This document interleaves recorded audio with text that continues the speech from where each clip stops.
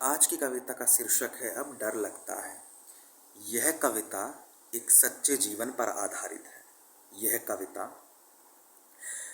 एक ऐसे व्यक्ति के जीवन पर आधारित है जिसने मुझे अपने जीवन से संबंधित यह बात बताई। उसे हर वक्त अब डर लगता है कहीं उसे घर से न निकाल दिया जाए। मैंने उसी की बातों को शब्दबद्ध किया है। वो कहता है, अब डर लगता है, डर लगता है। पहले नहीं लगता था, लेकिन अब बहुत लगता है। डर लगता है कि कहीं छिन ना जाए आवाज़, कि कहीं छिन ना जाए परिवार, कहीं छिन ना जाए शरीर से श्वास। जब पहली बार पता लगा था मुझे मेरे बारे में, तब बड़ी खुशी हुई थी। खुशी हुई थी इस बात की कि मैं कुछ हूँ, मतलब मेरा भी अस्तित्व है इस धरती पर। मैं भी अस्मिता रखता हूँ, मेरी भी एक संज्ञा है और अंग्रेजी में तो मेरे भी सर्वनाम है। लेकिन अब तो सदमा सा बैठा रहता है।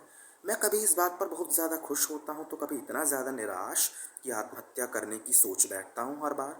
पता नहीं भगवान ने हमें ऐसा क्यों बनाया है, कुछ अलग सा, विचित्र।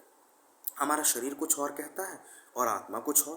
किसकी सुने, शरीर की सुने या आत्मा की, यह तय ही नहीं हो पाता। और अगर इनमें से किसी एक की सुन भी लो तो बाद में मन पछताता है और दिल खुद रुआंसा होकर आंखों को साथ में रुलाता है। तुम ही बताओ, अब भगवान तो कुछ बोलता नहीं, अब तक नहीं बोला, बस हंसता रहता है बेवजह। वो भी हरदम। उसके सामने रो लो चाहे हंस लो, उसके चेहरे के भाव सदैव एक से ही रहते हैं। खैर, उन्होंने तो बना दिया हमें और जिम्मेदारी हमारी हम पर ही छोड़ दी। घर पर जब मैं यह बात कहता हूँ तो सुनता हूँ, भगवान ने तेरा ठेका थोड़े ही लिया है। शायद वो यह गलत तो नहीं कहते। वाकई हम सब ने अपना ठेका खुद ही लिया है, और जब हम सब ने अपना ठेका खुद ही लिया है तो खुद को बनाना या बिगाड़ना हमारे ही हाथों में।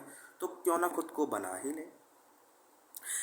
इस कविता को पढ़ते समय आप उस व्यक्ति के जीवन को समझ पाएंगे जो अन्याय सहन कर रहा है, घर भी और बाहर भी।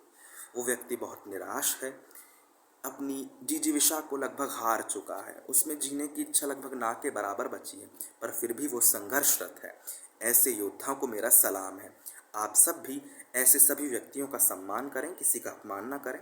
धन्यवाद। आदित्य अहर्निश।